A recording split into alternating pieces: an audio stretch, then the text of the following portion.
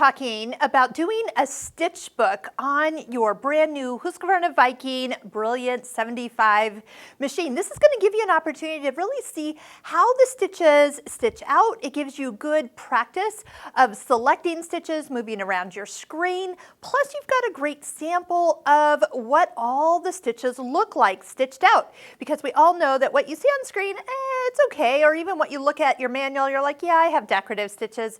But every time one of my students stitches out a stitch book, they rave about how wonderful the experience is.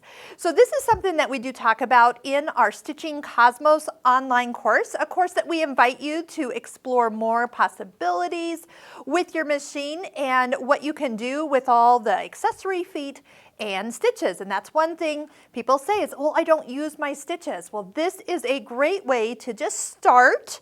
And it doesn't have to be all pretty like this, but if you just start sewing a couple rows of stitches, you'll know what I'm talking about instantly after like 2 or 3 rows, because it's kind of fun. So we'll link to our video on how to make a stitch book, why to make a stitch book, and how to maybe prep your fabric with the right stabilizers.